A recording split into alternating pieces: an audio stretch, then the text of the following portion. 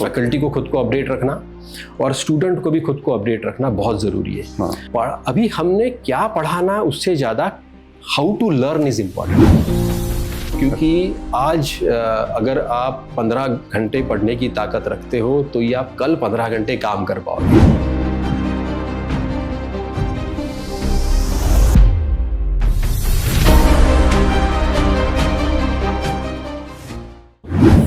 Welcome to the Hitwath People's Mic. Today we have a special guest with us, Dr. Rajesh Pandey, who is Vice Chancellor of very reputed Ramdev Baba University. Ramdev Baba University was earlier used to know as Ramdev Baba College of Engineering and Management. Dr. Rajesh Pandey has been associated with the college and now the university since last 30 years, and he was earlier principal of Ramdev Baba College of Engineering and Management, and now he has taken over as Vice Chancellor of Ramdev Baba University. Dr. Rajesh Pandey, आपका बहुत बहुत स्वागत है। Thank you sir. एक question ऐसा मन में आता है कि Ramdev Baba college of engineering management ये एक बहुत अच्छा रेप्यूटेड कॉलेज था, उसका एक नंबर 1 जिसको बोलते हैं कि सबको लगता था कि वहाँ एडमिशन मिले, और उसके बाद में अभी यूनिवर्सिटी मिली। तो ये यूनिवर्सिटी में जो कन्वर्ट हुआ तो उसके बाद में क्या एग्जैक्ट चेंजेस आपको लगते हैं कि वो बहुत अच्छे मतलब स्टूडेंट्स के लिए, कैंपस के लिए और ओवरऑल? या first of all thank you so much. There is a difference between college and university. हाँ, college where the knowledge is taught and university where not only the knowledge is taught but created and extended. Okay. इसका मतलब होता है कि more thrust on research and innovation. अभी तक एक teaching intensive approach था, अभी टीचिंग प्लस रिसर्च इसका कॉम्बिनेशन ये वाला अप्रोच रहेगा। राइट। दूसरी चीज कि the landscape of education is changing very fast. This is because of the innovations which are going on, 21st century, which is called the innovation economy. Right. And this is because of, basically the technology is the driver of change. So because of these advances, we need to transform the education. The approach is to have more industry collaborated environment, imbibing innovation as a culture. Right. Then some academic flexibility which will enhance the scope of research and innovation at undergraduate level as well. Yeah. So हमने industry powered program शुरू किए। हाँ. हमने IBM के साथ, SAP के साथ industry powered program शुरू किए। हमारे most of the programs जो standalone programs थे उसको हमने interdisciplinary बनाया है। Okay. ये मेरे ख्याल से सबसे बड़ा चेंज है, which is in line with the national education policy 2020 as well. Yes. और सेकंड इज जो हम एक्सपेरिमेंटेशन कम कर पाते थे, हाँ, वो यूनिवर्सिटी में हम थोड़ा ज़्यादा अच्छे से कर पाएंगे। राइट। इसके पहले 2011 से हम ऑटोनॉमस इंस्टीट्यूट थे, और 2024 से progressively we are now being transformed into university status. तो सबसे पहले एकेडमिक ऑटोनॉमी थी, अभी हमारे पास एकेडमिक के साथ साथ ओवरऑल फ्लेक्सिबिलिटी है। हाँ. जिसमें हम कुछ नए कोर्सेस, नए प्रोग्राम्स, कुछ नए एक्सपेरिमेंट कर सकते हैं। जैसे कि हमने को टीचिंग या इंडस्ट्री ऑफर्ड कोर्सेस है। हाँ. Industry experts are teaching the entire course. Okay. और मे बी से 20 to 40% कोर्स। राइट। जिससे स्टूडेंट को उनके प्रोबेबल एम्प्लॉयर के साथ बोलिए या इंडस्ट्री एक्सपर्ट्स के साथ बोलिए एक डायरेक्ट कनेक्शन का मौका मिलता है। हाँ, तो मतलब इंडस्ट्री इंस्टीट्यूट लिंकेज का जो पार्ट है, ये पार्ट है। तो उसमें इंडस्ट्री के लोगों से मिलकर कुछ कोर्सेस में ऐड ऑन किया है क्या? हाँ, कुछ तो डायरेक्ट है।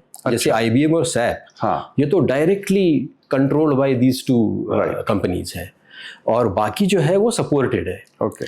इसके साथ साथ अगर हम, जैसे मैंने बोला, यूनिवर्सिटी में हमारे रामदेव बाबा यूनिवर्सिटी के 2 विंग्स हैं। हाँ, बड़े। हाँ, एक है, और ये दोनों सेक्शन 8 कंपनीज है। हाँ, एक को कहते हैं RCOEM technology business incubator foundation. हाँ, और दूसरा है Ramdev Baba alumni connect association. हाँ। तो ये TBI फाउंडेशन है, इसका काम ही है इनोवेशन को बढ़ावा देना, okay, imbibing innovation as a culture हाँ, अमॉन्ग स्टूडेंट्स। और राका जो है एल्यूमिना एसोसिएशन, Right. ये भी 25,000 मेंबर्स की स्ट्रांग बॉडी है। इसके जो एक्सपर्ट्स है, जो हमारे अभी एल्यूमिनाई है, जो अभी इंडस्ट्रीज में है, they are self employed as well, they are doing wonderfully well. तो ये भी कॉलेज को, मतलब यूनिवर्सिटी को अभी काफ़ी अच्छे पैमाने पर सपोर्ट देते हैं, हैंड होल्ड करते हैं, जिससे कि हमारे बच्चों को एक एनरिचिंग एक्सपीरियंस मिल पाए। Okay, okay. तो मतलब वो माइंडसेट जो बनता है या स्टूडेंट्स का, या कि जैसे अपने यहाँ पे, आपके यहाँ पे लैब भी बनी हुई है, रिसर्च तो पहले भी होता था रामदेव बाबा में, अभी भी वो होता है, लेकिन इसके साथ साथ मेरे ख्याल से जो एग्जाम रिलेटेड इशू है या रिजल्ट रिलेटेड इश्यूज है, तो वो यूनिवर्सिटी होने के कारण उसका एक स्पीडिंग अप या उसमें एक गति आ गई होंगी, क्योंकि पहले आपको कॉलेज को यूनिवर्सिटी, जो मतलब पब्लिक यूनिवर्सिटी है जैसे नागपुर यूनिवर्सिटी, उसके ऊपर डिपेंड रहना पड़ता होगा। तो मेरे ख्याल से वो भी, उसको भी एक क्या बोलते हैं उसको, एक मोमेंटम मिल गया होगा कि आपके खुद के एग्जाम से रिजल्ट्स डिक्लेरेशन है। नहीं, ऑटोनोमस कॉलेज में एक्चुअली हमको एकेडमिक ऑटोनॉमी थी। हाँ, तो फ्रेमिंग द करिकुलम और एग्जामिनेशन ये हमारे पास था। ओके, ओके, जो मेजर चेंज है हाँ, वो शायद एक्सपेरिमेंट करने की जो फ्रीडम मिली है। ओके, जैसे फॉर एग्जांपल अभी हम इसमें इनोवेशन ला सकते हैं असेसमेंट में, और ये तो हम प्रोसेस है, ये कंटिन्यूअसली इवॉल्विंग प्रोसेस है, ये कोई फिनिश नहीं हुई। जैसे यूनिवर्सिटी स्टार्ट हुई है तो वी हैव स्टार्टेड एक्सपेरिमेंटिंग, और ये ड्यू कोर्स ऑफ टाइम में इसकी गति और बढ़ेगी। ओके, तो मुझे लगता है कि जैसे for example role of AI in assessment, अभी असेसमेंट का मतलब जो NEP बोलता है वो स्टूडेंट के इम्प्रूवमेंट में होना चाहिए। Assessment is not just for evaluation कि तुम अच्छे हो बुरे हो, लेकिन in what way it would be able to support our education, I mean the students education, this is important. तो मेरे ख्याल से ये इस तरह की बातों का जो इम्पैक्ट आएगा, जो हम लाएंगे, अलग अलग तरह की इवैल्यूएशन टेक्निक्स, अलग अलग तरह की फ्लेक्सिबिलिटीज। फॉर एग्जांपल, अगर किसी स्टूडेंट को एक सेमिस्टर कहीं बाहर जाना है, maybe international university exposure और some good premier organization, then हमारे पास उसको फ्लेक्सिबिलिटी है कि उसकी कोर्सेस एडजस्ट करके without compromising on the academics we will be able to absorb his needs and requirements. जैसे मुझे अगर एक सेमिस्टर इंटर्नशिप भेजनी थी, अभी मैं उसको 2 सेमिस्टर 1 ईयर भी भेज पाता हूँ। So depending on the needs और type of internships, for example earlier industry internship was you can say prominent, अभी हम स्टार्टअप इंटर्नशिप देते हैं, रिसर्च इंटर्नशिप देते हैं, तो हर तरह से बच्चों को सपोर्ट कर पाएंगे। हाँ, मेरे ख्याल से लगता है आप आपके स्टूडेंट्स को कुछ फंडिंग भी करते हैं ये।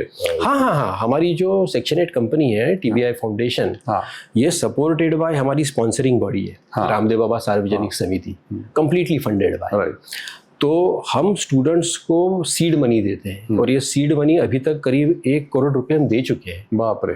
और इसमें से हमारे बच्चों ने भी बहुत अच्छा परफॉर्म किया है। तो मतलब नॉन रिटर्नेबल, या it is basically we can, I mean we take some stakes, nominal stakes, right, जो हम बेचते नहीं हो, it's I mean it's not a profit making, just to ensure कि हमारे स्टेक लेने से उसको बाहर की फंडिंग लेने में आसानी होती है। तो कंसेप्ट ये है, उसमें से पैसा कमाना कंसेप्ट नहीं, बिल्कुल। तो इस तरह के बहुत सारे चेंजेस हैं। और आज जैसे कि हमें अगर रिसर्च और इनोवेशन को बढ़ावा देना है तो this requires lot of investment, क्योंकि state of the art technology को आपको कैंपस पे लाना है। करेक्ट। और उसमें आपको ये इंश्योर करना है कि हर स्टूडेंट तक वो पहुँचे। सो मैं ये आपको बताना चाहूँगा कि इस दिशा में हमने काफ़ी एग्रेसिव अप्रोच लिया है, और ये लास्ट ईयर में ही करीब हमने 20 करोड़ का इन्वेस्टमेंट हमारी लेबोरेटरीज और सेंटर्स ऑफ एक्सीलेंस पे किया हुआ है, जिसका डायरेक्ट बेनिफिट आगे आने वाले समय में हमारे स्टूडेंट्स को ही नहीं, फैकल्टी को भी मिलेगा। हाँ, मतलब ये जो एक्चुअली जो आत्मनिर्भरता की बात की जाती है, तो आप लोग ये कई दिनों से, कई सालों से बोल सकते हैं अपन कि ये ऑलरेडी कर रहे हैं कि बच्चे सेल्फ एम्प्लॉयमेंट का ही एक ये है ना जरिया, हाँ, तरीके से कि उनको अभी मदद करना, क्योंकि कई बार वो जो सीड मनी होता है, वो छोटा सा भी पैसा जो भी होगा अमाउंट, वो बहुत जरूरी होती है। जी, जैसे आपने सही पॉइंट बोला कि स्टूडेंट प्रोग्रेशन, राइट, या स्टूडेंट एंगेजमेंट, इसके प्राइमरीली 3 कंपोनेंट्स होते हैं। एक तो होता है प्लेसमेंट, उसको जॉब लगना, मतलब जॉब सीकर हो गया हो। दूसरा उसका खुद का उसको स्टार्ट करना है, जिसके लिए मैंने बताया कि हमारी सेक्शन 8 कंपनी काम करती है। और तीसरा है हायर एजुकेशन, और उसको आगे पढ़ना है। तो हम ये इंश्योर करते हैं कि करीब करीब 100% बच्चे हमारे ये 3 वर्टिकल में से एक में जाए ही। ओके। तो मुझे लगता है अभी तक सिंस लास्ट 15 ईयर्स हमारे करीब 95% स्टूडेंट एंगेजमेंट है, और हम इसमें और क्वालिटेटिव इम्प्रूवमेंट करने की दिशा में आगे बढ़ रहे हैं। Okay. Just not employed, but it's a quality employment. Just not started something, but it's a sustainable good kind of startup like this. I mean, not just going for any other institute, but a reputed institute for the postgraduate or the doctoral programs. तो इस तरह का जो quality enhancement है, वो मेरे ख्याल से हमारा प्राइम ऑब्जेक्टिव है। मतलब मेरे ख्याल से आपका रामदेव बाबा यूनिवर्सिटी का एक मोटो अपन बोल सकते हैं कि स्टूडेंट्स का एकेडमिक और ओवरऑल डेवलपमेंट उसका, कि वो एजुकेशन लेने के बाद में क्या कर सकेगा जी। तो मेरे ख्याल से probably you are one of the few institutions की जो इस तरीके की सोच रख के उसमें ये करते हैं।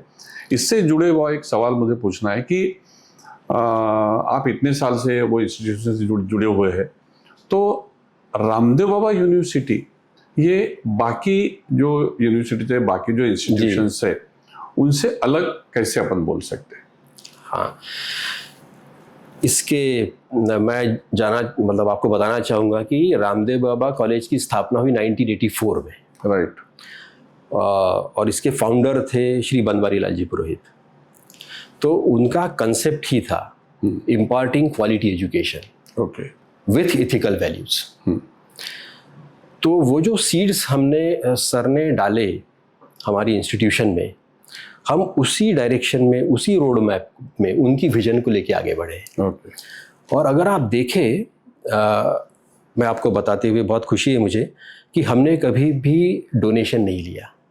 यस। कंप्लीटली ट्रांसपेरेंट हमारी admission process, administration, evaluation process, ये कंप्लीटली ट्रांसपेरेंट है। आपका मैनेजमेंट कोटा का भी जो है वो भी आप पूरा अनाउंस करके करते हो? जब हमारे पास मैनेजमेंट कोटा था कॉलेज में, हाँ, तब हमने बिना डोनेशन लिए कंप्लीटली ट्रांसपेरेंट बेसिस पे हमने उसके एडमिशन की। इसका इम्पैक्ट क्या होता है, वो बोलते हैं ना कि student imbibe what they observe. हाँ हाँ। तो हर एंगल में, it's not only the administration और एकेडमिक्स पार्ट। अगर आप देखें तो हमारी इंस्टीट्यूशन में आपको मैं बताते हुए खुशी है कि एक 17 एकड़ कैंपस है, लेकिन we host 101 species of birds. अरे बाप रे। अच्छा। उसके बाद ये सस्टेनेबल डेवलपमेंट गोल्स होता है। अच्छा। तो आपको बताना चाहूँगा 70% of our electricity is through solar. Okay. Sewage treatment plant से हमारे जितने गार्डन्स है उसमें पानी जाता है। ओके। रेन वाटर हार्वेस्टिंग है। हाँ हाँ। तो कहने का मतलब कि ये इस तरह से अगर जिया जाए, हाँ, तो मेरे ख्याल से एक्चुअल जो लर्निंग, जो रियल लर्निंग होता है, वो तो ऑब्जर्वेशन से होता है। हाँ। तो ये चीज हम प्रैक्टिस करते हैं, Correct. तो स्टूडेंट्स कैन इम्बाइब एंड जो बोले ना, एक हमारा जो उद्देश्य है, हाँ, और जो सर का उद्देश्य है, हाँ, मतलब पुरोहित जी का, जी। ये पूरी इकोसिस्टम को इस तरह से डेवलप किया जाए कि जिसमें कि एक permanent sort of I mean imbibing the culture, the values, ये होना चाहिए। या ये एक्चुअली इंक्लूसिवनेस, ये जो है ये रामदेव बाबा का हमेशा ये रहा है। तो ये इंक्लूसिवनेस का जो है कि हायर एजुकेशन का भी एक मेजर पार्ट बना है जी। तो इसको क्योंकि आपके यूनिवर्सिटी में अलग अलग जगह से लोग आते हैं, अलग अलग बैकग्राउंड उनका रहता है, तो ये इंक्लूसिवनेस को रामदेव बाबा यूनिवर्सिटी कैसा उसको ऑपरेट करती है, यानी क्या कैसा है? एक कंसेप्ट है हमारे यहाँ, हम उसको बोलते हैं कि Ramdev Baba is a family. हाँ। तो जो आता है वो मेंबर ऑफ फैमिली रहता है। ओके। तो ऑफ कोर्स यूजीसी के गाइडलाइन के हिसाब से बहुत सारे सेल्स है, एंटी रैगिंग सेल होता है, एंटी हरासमेंट सेल होता है, वो सब तो है। लेकिन इसके बावजूद एक जो मैं यही बोलूँगा कि एक फैमिली अगर हम उसको बोल दें, हाँ, और उसके साथ हम ट्रीट करें कि जैसे हम अपने बच्चे को ट्रीट करते हैं कि भाई उसको डिसिप्लिन में भी रखना है, लेकिन एट द सेम टाइम उसको प्यार भी करना है, दोनों ही चीज़ें एक साथ चलनी है। तो मुझे लगता है कि हमने जो टूल्स एंड टेक्निक्स जो आप बोल सकते हैं कि हमने यूज़ की, उसमें एक मेंटर मेंटी स्कीम है, स्टूडेंट को काफ़ी कुछ आज़ादी है, बहुत वाइब्रेंट स्टूडेंट कम्युनिटी है। वो एक्चुअली बहुत इंपॉर्टेंट पार्ट है मेंटर मेंटी वाला। हाँ, इसको हम और ग्रो करना चाह रहे हैं। कुछ सालों पहले हमारे एल्यूमिनाई ने हमको ये मतलब सपोर्ट दिया था। Alumni mentoring students, senior students mentoring younger students, faculty mentoring student is little more formal. तो एक ये चीज़ है, बहुत वाइब्रेंट क्लब्स है। जैसे आप बोल सकते हैं कि टेक्निकल क्लब्स ही कुछ 7-8 है, उसके बाद कुछ कल्चरल क्लब्स है, इसमें डांस, यूनिवर्सिटी में डांस, ड्रामा, तो वो student he run by students. अच्छा, आर्ट, फोटोग्राफी। हमने स्पिरिचुअल क्लब भी स्टार्ट किया है, एनवायरमेंटल फोरम शुरू किया है, एक नेशनल सर्विस स्कीम तो है ही है। तो बच्चे कम्युनिटी डेवलपमेंट प्रोग्राम्स में एंगेज रहते हैं, ये एक्स्ट्रा करिकुलर को करिकुलर एक्टिविटीज़ में एंगेज रहते हैं। जब ये इस तरह का बियॉन्ड क्लासरूम इंटरेक्शन होता है तो एक तरह से एक homogeneous kind of atmosphere create होता है। और वो जो इंक्लूसिविटी जो वर्ड, उसको सेपरेटली कुछ करना नहीं पड़ता, वो ऑटोमेटिकली उसमें आ जाती है। ओके। तो सब बच्चे घुल मिल जाते हैं। ये जो जितने भी प्रोग्राम्स होते हैं, हर एक डिपार्टमेंट की एक सोसाइटी है, स्टूडेंट सोसाइटी, उनके अलग से प्रोग्राम होते हैं। सेंट्रल लेवल पे जो एनुअल सोशल गैदरिंग के एग्जाम होते हैं वो अलग होते हैं। तो काफ़ी वाइब्रेंट कम्युनिटी होती है, एक दूसरे का काफ़ी उसमें मिलना जुलना होता है। और एक डिपार्टमेंट के मतलब इंट्रा डिपार्टमेंटल और इंटर डिपार्टमेंटल, ये दोनों ही कम्युनिकेशन को हम प्रमोट करते हैं। तो इससे एक इंक्लूसिविटी को एड्रेस करने में फॉर्मली और इनफॉर्मली दोनों वे में काफ़ी सक्सेसफुल रहे अभी तक। मेरे ख्याल से इतने नंबर में जो स्टूडेंट्स है आपके यहाँ पे, तो एक तरीके से ये अपन बोल सकते हैं इसको कि डिसेंट्रलाइज तरीके से एक पर्सनल अटेंशन हर एक स्टूडेंट्स की तरफ इससे हो जाता है, क्योंकि कल्चरल एक्टिविटी बोलो या बाकी चीज़ों से वो जब कनेक्ट होते हैं, फैकल्टीज भी कनेक्ट होती है। ये यूनिवर्सिटी बनने के बाद से हमने मतलब डिवीजन किया है स्कूल्स में। या school of computer science, school of electrical and electronics, school of engineering sciences, और हर एक स्कूल का एक डीन होता है। तो वो एक तरह से इंडिपेंडेंटली उसके अंदर जितने भी डिपार्टमेंट चल रहे हैं उन सबको संभालने की रिस्पॉन्सिबिलिटी उसकी होती है। तो head of the departments plus dean, ये एक यूनिट बन जाता है। और ये सारे डीन्स ऊपर में एक दूसरे से कोलैबोरेटेड रहते हैं। तो ये स्टूडेंट लेवल पे भी इस तरह से इंटरेक्शन प्रमोट हो जाता है और एक अच्छा कोहेसिव एटमॉस्फेयर, मतलब आज की तो है अच्छा, काफ़ी बना हुआ है। नहीं अच्छा बना है। इसमें जो नई इमर्जिंग ब्रांचेस है, जैसे आर्टिफिशियल इंटेलिजेंस हो गया, डाटा साइंसेस हो गया या मशीन लर्निंग हो गया, तो अभी इसके तरफ बहुत एक खिंचाव सबका आया है। इंजीनियरिंग में पिछले 3-4 साल में जो बूम आया है, तो इसमें रामदेव बाबा ने भी उनको अडॉप्ट किया है। तो उसको एक जॉब अपॉर्चुनिटीज के हिसाब से बच्चों के लिए क्या अपन करते हैं उसमें? जॉब अपॉर्चुनिटीज़ के हिसाब से ना, जो प्लेसमेंट बोलते हैं इसको, प्लेसमेंट, स्टूडेंट प्लेसमेंट, ये एक इवॉल्विंग एरिया है। राइट। इसमें कंटिन्यूअस चेंज करने पड़ते हैं। और यू कैन से जितनी भी डिजिटल टेक्नोलॉजीज़ है, आप उसको आर्टिफिशियल इंटेलिजेंस बोलिए या आप रोबोटिक्स एंड ऑटोमेशन बोलिए या आप data science, internet of everything और साइबर फिजिकल सिस्टम्स, ये हर एक या 3D प्रिंटिंग, ये सारी के सारी डिजिटल टेक्नोलॉजी है। एक एक डिजिटल टेक्नोलॉजी ने ग्रेट डिसरप्शंस किए हैं। अच्छा। और अभी we are observing the confluence of all these technologies, so causing more disruptions. अब अगर आपको इसके साथ चलना है तो आपके ऊपर रिस्पॉन्सिबिलिटी है। आपने जो मुझे क्वेश्चन पूछा प्लेसमेंट के बारे में, तो उसमें हमको कंटिन्यूअस अपडेट रखना, खुद को, फैकल्टी को खुद को अपडेट रखना और स्टूडेंट को भी खुद को अपडेट रखना बहुत ज़रूरी है। जो मैं कभी कभी बोलता हूँ कि जो फर्स्ट ईयर में पढ़ाया वो 4 साल बाद जब बाहर निकले तो कुछ और टेक्नोलॉजी भी आ सकती है। Yes, correct. तो अभी हमने क्या पढ़ाना उससे ज़्यादा how to learn is important. Okay, मतलब whatever in syllabus, apart from that जो भी अपडेशन बाहर आता है उसको आप अडॉप्ट करके उनको, वो उसके बाहर आ सकता है या टोटली बाहर भी आ सकता है। Okay. So the most important skill set which should be taught to the student today is ability to learn, learnability. हाँ कुछ virtues हैं, values हैं, हाँ जो मुझे लगता है कि right from beginning we need to nurture in students if they want to really do excellence. So एक है for example self learning. अभी आपने देखा होगा NEP में भी हमने फॉर्मल जो टीचिंग लर्निंग प्रोसेस है ना उसको रिड्यूस्ड है. It's up to 160 credit only. Okay. जैसे हमारे यहाँ जो मिनिमम पासिंग है वो 162 क्रेडिट्स है. हाँ.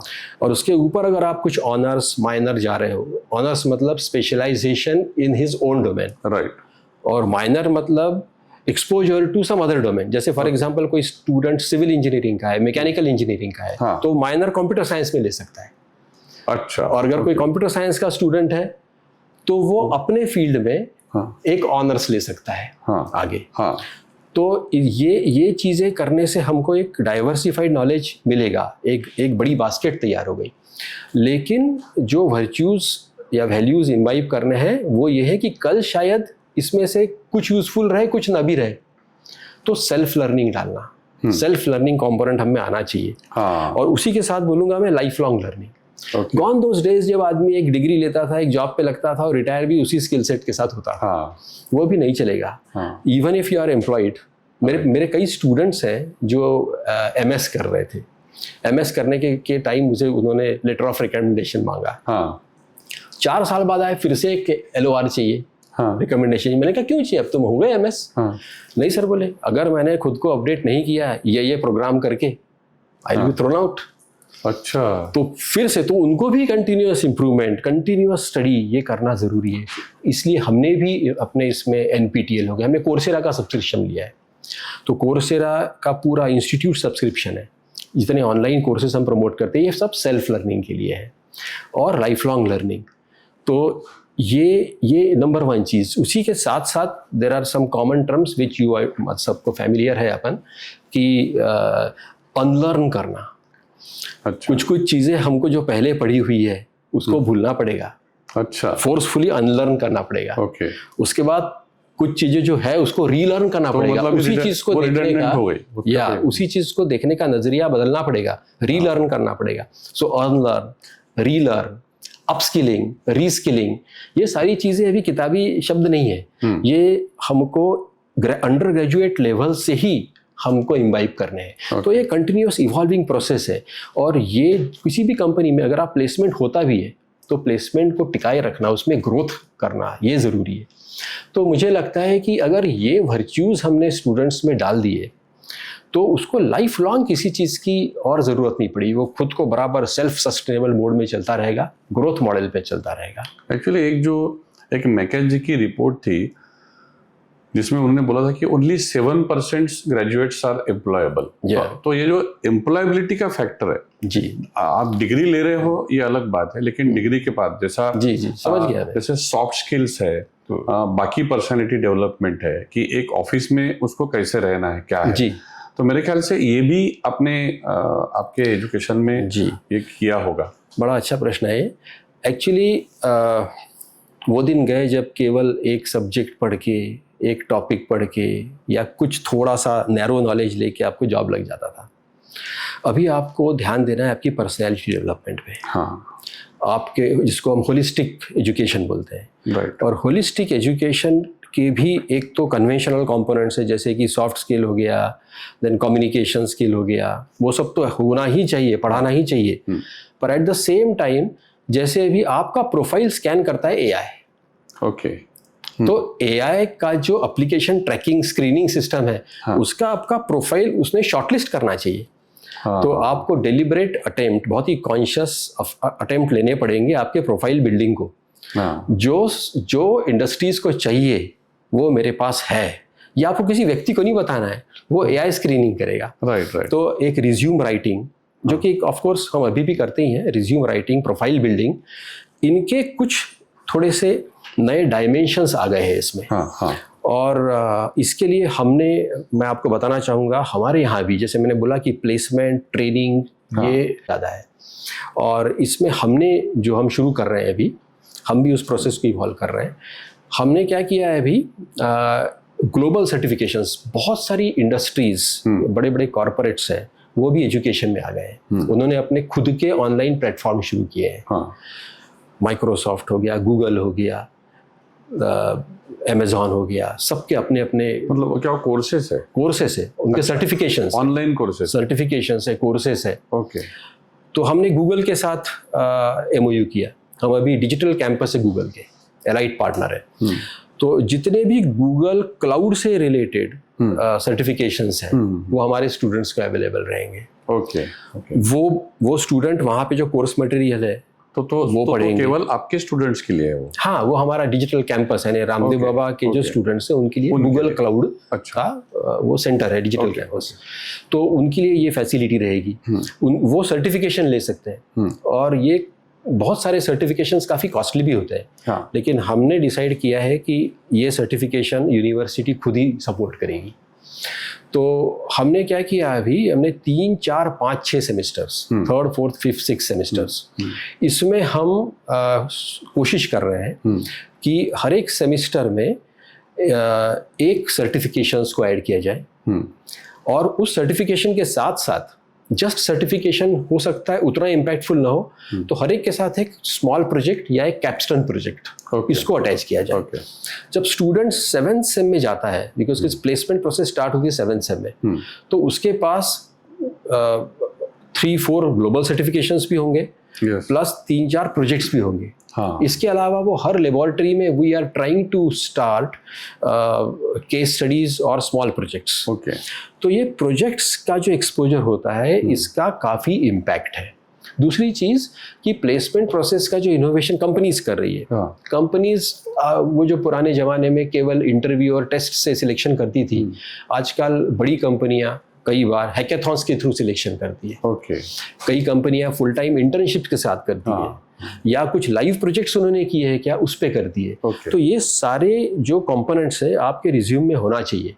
इसके अलावा फॉर एग्जांपल हमने एग्रेसिवली सपोर्ट करते हुए पेटेंट फाइलिंग, IPR फाइलिंग को जोड़ दिया। और आपको मैं बताते हुए बड़ी खुशी है मुझे कि up till now we have filed more than 1000 patents. My goodness. और ये 1000 पेटेंट्स में सर 95% स्टूडेंट्स के हैं, स्टूडेंट्स एंड फैकल्टी। तो स्टूडेंट का प्रोफाइल जो है उस पेटेंट के कारण बढ़ता है बिल्कुल। और बहुत सारी स्कीम्स हैं, कुछ गवर्नमेंट ऑफ महाराष्ट्र की स्कीम है, Rajiv Gandhi science and technology commission की MSME की स्कीम है। तो दिस इज, मैं उसको बोलता हूँ leveraging the capabilities of students and staff for the development of MSME। छोटी स्कीम है। और पूरे महाराष्ट्र में केवल 2 ही इंस्टीट्यूट है जिसको RGSTC ने ग्रांट की है। हमारी एक है उसमें। बाप रे। तो इसमें सर क्या होता है, इसमें RGSTC इंटर्नशिप के मतलब पैसे देते हैं। तो 7th सेम में बहुत सिलेक्टिव रहते हैं। बहुत सिलेक्टिव है, छोटी स्कीम है बट क्वालिटी है। 7th सेमेस्टर में बच्चों को और फैकल्टी को इंडस्ट्री जाके एक प्रॉब्लम स्टेटमेंट आइडेंटिफाई करना पड़ता है। उसके इंडस्ट्री के जो एक्सपर्ट है या ओनर है उससे बात करके उसको अप्रूव कराना पड़ता है। फिर वो जज होता है यहाँ पे। और जिसमें से जो सिलेक्टेड है वो 8th सेमेस्टर में वो जाके उस सॉल्यूशन को इम्प्लीमेंट करते हैं। तो मुझे बड़ी खुशी है बताते समय कि हमने करीब ऐसे 55 इंडस्ट्रीज के प्रॉब्लम्स को आइडेंटिफाई किया। कोशिश की बच्चों ने। और करीब 20 इंडस्ट्रीज ने हमारे स्टूडेंट एंड फैकल्टी के सॉल्यूशन को एक्सेप्ट किया। इसमें से कई रिसर्च प्रोजेक्ट निकले, कई पेटेंट निकले, और 2-4 अच्छी स्टार्टअप निकली। उसमें से 2 स्टार्टअप का मुझे मालूम है कि टर्नओवर मोर देन 1 CR है। हाँ, तो बहुत छोटी स्कीम है लेकिन इम्पैक्टफुल है। तो इस तरह के जो इनिशिएटिव्स हैं उसको बढ़ाने की हमारी ये कोशिश रहेगी। रामदेव बाबा यूनिवर्सिटी का ओवरऑल जो मतलब जो एडमिशन्स होती है, तो इसकी CET वगैरह सेपरेट होती है? नहीं, अभी हम यूनिवर्सिटी के एडमिशन्स JEE मेंस के स्कोर पे और CET स्कोर पे देते हैं। जैसे आपने बताया कि इंक्लूसिविटी, तो हमें बाहर के स्टूडेंट्स भी चाहिए। तो हम किसी अदर स्टेट की CET के मार्क्स भी उसमें कंसीडर करते हैं। और दूसरी चीज़ की हम हमारी तरफ से, यूनिवर्सिटी की तरफ से एग्रेसिवली मेरिट स्कॉलरशिप देते हैं। तो मेरिटोरियस स्टूडेंट्स जो है जिनके परसेंटाइल काफ़ी अच्छे हैं उनको हम 70% तक स्कॉलरशिप है मतलब दे हैव टू पे only 30% fees for all 4 years. Okay, कुछ और जो नीचे के मतलब इसमें है तो 50% तक स्कॉलरशिप है, मतलब दे हैव टू पे 4 years only 50% of. But overall जो फीस स्ट्रक्चर की बात होती है, थोड़ा ऐसा बोला जाता है कि रामदेव बाबा यूनिवर्सिटी की फीस जो है ये बहुत ज़्यादा है, तो उसको आप कैसे जस्टिफाई, उसको कैसा एक्सप्लेन करें? हाँ, अगर आपको आज स्टेट ऑफ द आर्ट जिसको बोलते हैं टेक्नोलॉजी कैंपस पे लाना है जी, आपको बेस्ट HR रखना है, ह्यूमन रिसोर्स, करेक्ट, और सारी फैसिलिटीज़ देना है, तो इंसिडेंटली जैसे मैंने बताया कॉलेज बहुत ही ट्रांसपेरेंट तरीके से चलता है. यस, और इसमें it's not a commercial organization. So जो भी पैसा जनरेट होता है वो हम स्टूडेंट्स के लिए ही पूरी तरह से लगाते हैं. यस, जैसे अभी मैंने बताया है कि पिछले साल ही हमने 20 करोड़ रुपए का लेबोरेटरी इंफ्रास्ट्रक्चर खड़ा किया है, और जिसमें हमने एनवीडिया का DGX B200 नाम का एक AI सुपर कंप्यूटर है, वो 5.5 करोड़ का है. ओके, वो हमने लिया है. मेरे ख्याल से सेंट्रल इंडिया में पहला, शायद मेरे हिसाब से पहला ही है ये. ओके, और हमने उसकी व्यवस्था भी ऐसी बनाई कि ये केवल सिलेक्ट लोगों के लिए अवेलेबल न रहे फैसिलिटी, एंटायर स्टूडेंट्स कोई भी उसका यूज़ करना चाहे. रादर हम चाहेंगे कि ज़्यादा से ज़्यादा बच्चे उसको यूज़ करें, ज़्यादा से ज़्यादा फैकल्टी यूज़ करें. उससे आपके क्वालिटी ऑफ पब्लिकेशंस पे, क्वालिटी ऑफ रिसर्च पे, क्वालिटी ऑफ इनोवेशन पे फ़र्क पड़ता है. जैसे हमने गूगल के साथ मैंने बताया, गूगल क्लाउड के साथ हमारा जो MOU है उसमें भी एक काफ़ी इम्पैक्ट होने की मतलब मैं तो काफ़ी आश्वस्त हूँ कि इसका बहुत ही पॉजिटिव इम्पैक्ट जाएगा. साइबर सिक्योरिटी जो कि एक मेजर इशू है आज, तो साइबर सिक्योरिटी फोरेंसिक लैब हमने बनाई है, जिसमें एक सैंडबॉक्स यानी प्राइवेट क्लाउड हमने बनाया है. इसी तरह से कंप्यूटर कम्युनिकेशन नेटवर्क सिमुलेटर्स है. और आगे भी हमारे अगले 2-3 सालों में हमारे बहुत ही एग्रेसिव प्लान्स हैं. जैसे कि आपने सुना होगा कि शांति बिल आया है अभी. न्यूक्लियर रिएक्टर्स या न्यूक्लियर एनर्जी जो है अभी प्राइवेट सेक्टर चलाने वाला है. तो हम न्यूक्लियर एनर्जी पे भी एक लेबोरेटरी बना रहे हैं, और उसमें भी बीटेक प्रोग्राम स्टार्ट करने की सोच रहे हैं. और इसके अलावा जैसे क्वांटम टेक्नोलॉजीज है, we wish to start new programs and bring new infrastructure, quality infrastructure on campus. इन सब के लिए काफ़ी फंडिंग की ज़रूरत पड़ती है, in addition to what we get from the external funding agencies. मतलब actually you are investing a lot. Yes. And only for students कि उनका पूरा जो आपने जो अभी इसके पहले भी सारी चीजें बताई कि उनका टोटल डेवलपमेंट, एकेडमिक, पर्सनैलिटी, मतलब वो बच्चा जब तैयार होकर निकलेगा जी तो उसका एक अलग अलग दुनिया, स्टैंड आउट होना चाहिए, वो एकदम अलग होना चाहिए. और इसके अलावा जैसे मैंने बताया कि स्कॉलरशिप स्कीम्स हैं हमारे पास, एग्रेसिव स्कीम्स है. So we wish to attract the top students as well with good scholarship amount. एक जो आप इनोवेशन के बारे में बोल रहे थे कि जैसे आपने काफ़ी सारी इन्वेस्टमेंट की है लैब्स डेवलपमेंट में, और बच्चों को they can come with some good products, और ये भी है. तो इसको थोड़ा सा एलेबोरेट करिए ना कि कैसा रामदेव बाबा यूनिवर्सिटी कैसा उसको ऑपरेट करता है, कैसा वो फंक्शन होता है वहाँ पे. जब इनोवेशन की मैं बात करता हूँ तो innovation starts when fear of failure ends. सबसे पहले हमारी पुरानी जो स्टूडेंट पॉलिसी थी, स्टूडेंट सेंट्रिक जो भी हमारा अप्रोच था, उसमें ये था कि गलतियां नहीं करनी चाहिए. लेकिन अगर आपको इनोवेशन करना है तो गलतियां का स्कोप रहेगा, आपको गलतियों से सीखना है. राइट. और इनोवेशन में मैं मतलब बहुत ही इंस्पायर्ड हूँ. हमारे जो चेयरमैन हैं श्री सत्यनारायण जी नुवाल, ये मतलब इनकी सोच में अभी इनको हाल ही में पद्मश्री मिला. हाल ही में उनको पद्मश्री मिला है. तो उनका जो भी सेक्टर में वो काम कर रहे हैं, मैं तो काफ़ी इम्प्रेस हूँ. इलेक्ट्रॉनिक वॉरफेयर सिस्टम हो या जितनी भी मॉडर्न टेक्नोलॉजीज़ हो, इसमें हर जगह वो इनोवेट कर रहे हैं. और इनोवेशन में अगर हम यही देखें कि स्टूडेंट्स से अपेक्षा क्या है, तो स्टूडेंट्स से अपेक्षा है कि able to think differently, out of box. Okay. No fear of failure. Competition नहीं करनी है। हमारी एग्जामिनेशन सिस्टम पुरानी वाली हमको कंपटीशन केवल सिखाती है, कंपटीशन टू कोलैबोरेशन जाना है।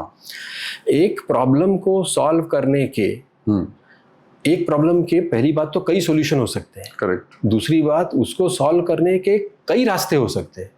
सो students must be given liberty to prepare for more than one solutions, more than one approaches, और ये सारे अप्रोचेस को आपस में कंपेयर करके एक जो भी आप एक रोड मैप है या जो भी सॉल्यूशन का मार्ग है वो बनाया जा सकता है।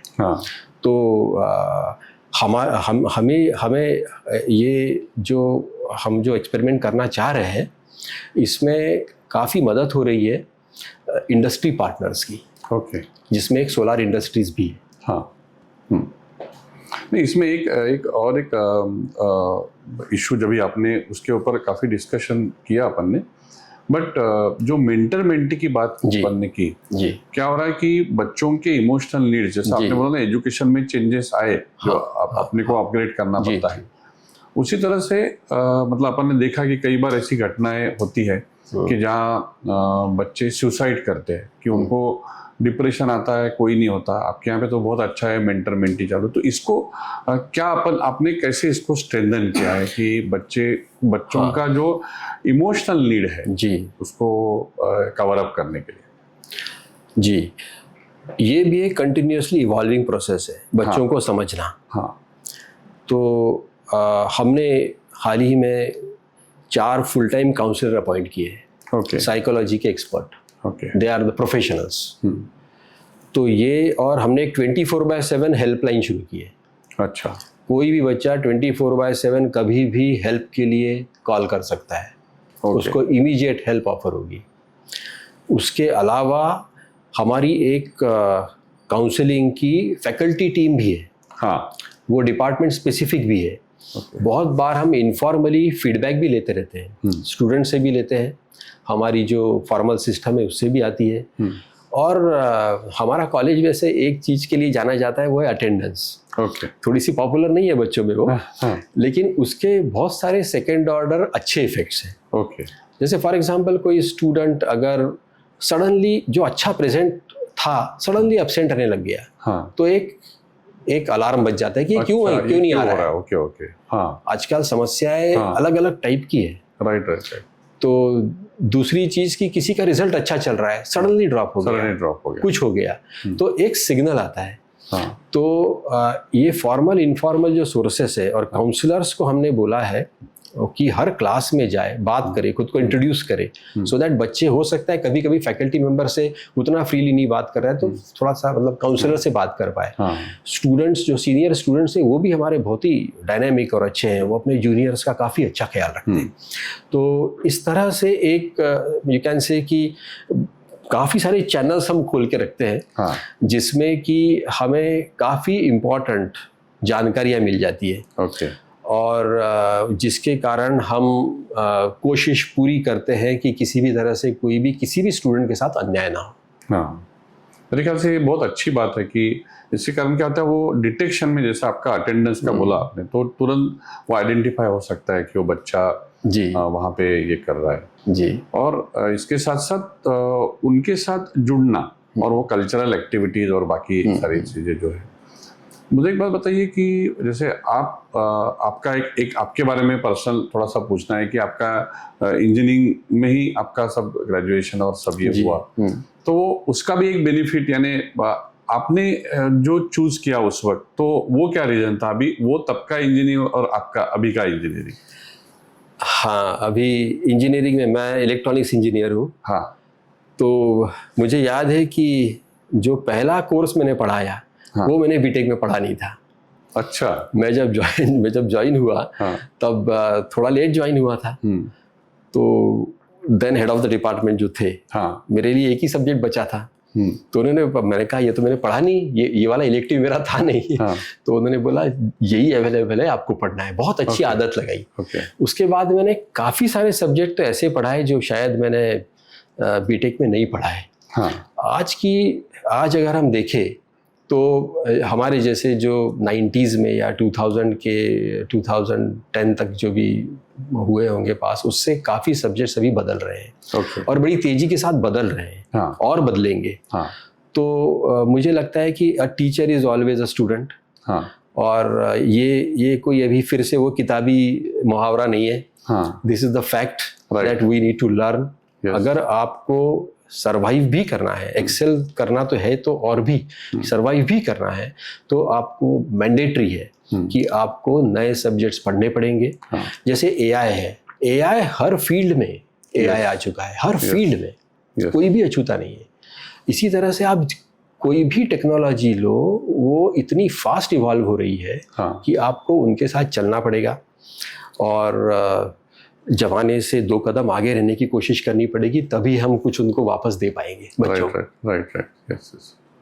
एक रामदेव बाबा यूनिवर्सिटी एक बहुत ही रेप्यूटेड यूनिवर्सिटी है, मतलब सेंट्रल इंडिया में हम लोग भी हमेशा जो अनुभव करते हैं कि कई बार हमको भी लोग बोलते हैं कि रामदेव यूनिवर्सिटी में एडमिशन मिलनी चाहिए, तो हमें आप मदद करिए, इस टाइप का ऐसा ये रहता है। तो तब ध्यान में आता है कि जैसे एडमिशन का प्रोसेस शुरू होता है, तो you as a vice chancellor आप क्या मैसेज देंगे पेरेंट्स और स्टूडेंट्स को? पेरेंट्स के लिए मैसेज थोड़ा अलग है, स्टूडेंट्स के लिए थोड़ा अलग है। पेरेंट्स को मुझे लगता है कि आज की जो इकोसिस्टम है उसको थोड़ा समझना पड़ेगा, क्योंकि सारी चीज़ें तो घर से ही शुरुआत होती है। तो आज की इकोसिस्टम क्या है, जैसे मैंने बताया कि इनोवेशन इकोनॉमी है, technology is the driver for change. और अगर आप रामदेव बाबा का चयन करते हो तो digital technology is the primary technology जो कंट्रोल कर रही है बहुत कुछ। और इसके कारण इंडस्ट्री में बहुत चेंजेस आ रहे हैं, बिजनेस मॉडल्स चेंज हो रहे हैं, प्रोडक्ट लाइफ साइकिल चेंज हो गया, रिड्यूस हो गया। सो बिजनेस लाइफ साइकिल रिड्यूस हो गया और बिजनेस मॉडल चेंज हुए तो कंपटीशन चेंज हो गई, बहुत सारे डिसरप्शंस आ गए। जैसे आपने देखा होगा कि जो कंपनी के पास एक भी कार ओन नहीं करती, सबसे बड़ी मतलब टैक्सी ऑपरेटर है ओला फॉर एग्जांपल, इस तरह के changes. So there are lot many disruptions. ये डिसरप्शंस के कारण there are profound implications of on Indian education system as well. So we need to understand these profound implications. और उसके हिसाब से हमने जैसे मैंने बताया कि मेमोराइजेशन स्किल अपनी एग्जाम का टिपिकल पार्ट है। उससे आपको कंसेप्चुअल क्लैरिटी पे जाना पड़ेगा। कंपटीशन से आपको कोलैबोरेशन पे जाना पड़ेगा। आपको नई चीज़ों को आप अभी तक फेलियर से बहुत डरते आए हैं, फेलियर को थोड़ा एक्सेप्ट करना पड़ेगा, तभी आप एक्सपेरिमेंट कर पाओगे। इसमें बच्चों को सपोर्ट देना और ये बहुत ज़्यादा ज़रूरी है, उनका माइंडसेट चेंज करना ज़रूरी है। और हम भी हमारे साइड से पूरी कोशिश कर रहे हैं कि हमारा माइंडसेट भी एकदम अपडेटेड रहे, करेक्ट रहे। और बच्चों के लिए मैं यही बोलूँगा कि आपको एक शॉर्ट ड्यूरेशन है 4 साल।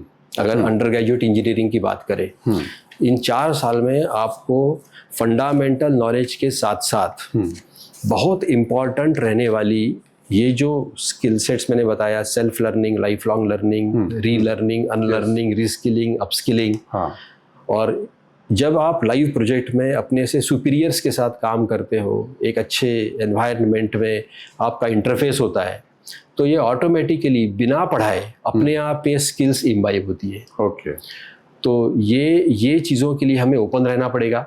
मुझे ऐसा लगता है कि ये जो स्टूडेंट्स आ रहे हैं, they are really brilliant students. They are मतलब इनकी एबिलिटी टू लर्न बहुत फास्ट है और वो newer tools and techniques easily grasp करते हैं और ईजीली समझते हैं।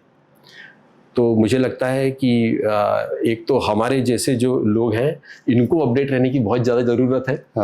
उनके साथ कदम के साथ कदम मिला के चलना पड़ेगा। वो तो आप हो ही गए हैं। अभी आपके ज़माने का इंजीनियरिंग एजुकेशन और अभी का, तो मेरे ख्याल से रामदेव यूनिवर्सिटी उनकी एक जो एनर्जी है वो बच्चों की, उसको चैनलाइज कर रही है सही तरीके से। उनको चैनलाइज करना है और बढ़िया have a pleasant stay, enjoy भी करो, लेकिन जम के पढ़ाई भी करो। क्योंकि आज अगर आप 15 घंटे पढ़ने की ताकत रखते हो तो ये आप कल 15 घंटे काम कर पाओगे। ट्रू। और ये हमें जितनी जल्दी हो, और लेकिन मैं सोचता हूँ कि अभी जो 10th और 12th में इतना बच्चे रिगरस पढ़ाई करते हैं, उसी को उन्होंने कंटिन्यू करना चाहिए. हमें ये नहीं सोचना चाहिए कि अभी आके थोड़ा रिलैक्स कर ले हम कॉलेज में. हाँ. देयर इज़ वो पुराना जो कॉलेज लाइफ वाला वो मिथ है. अभी कॉलेज के बाद, कॉलेज के पहले भी, कॉलेज के बाद भी आपको ज़बरदस्त मेहनत के लिए तैयार रहना है. देन डेफिनेटली सक्सेस आपकी है. ट्रू. इनफाइनाइट स्कोप है, स्काई इज़ द लिमिट. बहुत ज़्यादा अच्छे चांसेस है. इतनी अपॉर्चुनिटीज़ कभी नहीं थी जितनी आज है. केवल ग्रैब करने के लिए आपको उतना स्ट्रांग, उतना पावरफुल, उतना नॉलेजेबल रहना है कि आप उसको सक्सेसफुली ग्रैब कर पाओ. और बहुत अच्छी अपॉर्चुनिटी, मेरे ख्याल से इंडिया की इकोनॉमी ग्रोइंग इकोनॉमी है. इससे अच्छी अपॉर्चुनिटी पहले नहीं थी जो आज है. इसको ग्रैब करना चाहिए. ये one quality every student should have. Hard work. There is no alternate to hard work. Should be ready for hard work. One habit students must avoid.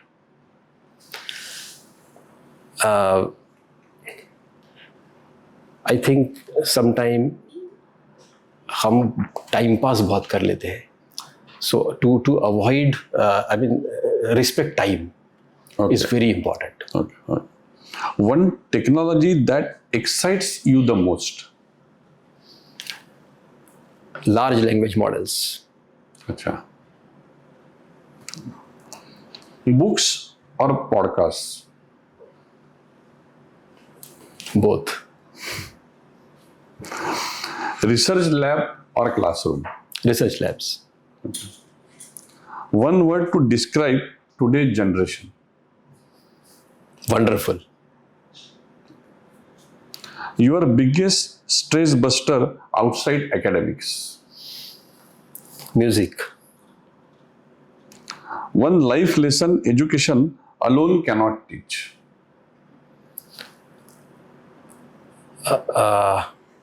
Life lesson. One life lesson education. Education alone cannot teach. One life lesson that education alone cannot teach.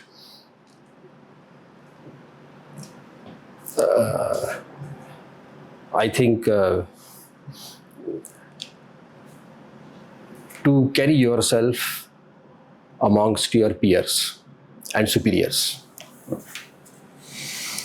Thank you so much, Dr. Rajesh Pandey sir, for coming here. And your life is very busy, but वो busy schedule में से आपने जो समय निकाल के यहाँ पे आके हमको मार्गदर्शन किया और सब सारी चीज़ें बताई. मतलब रामदेव यूनिवर्सिटी और एजुकेशन कैसा रहता है और उसका ओवरऑल पर्सनैलिटी डेवलपमेंट स्टूडेंट्स की कैसी होती है. So thanks a lot. Thank you so much, sir, for calling me here. Thank you so much. It was really a wonderful interaction. Thank you. Thank you.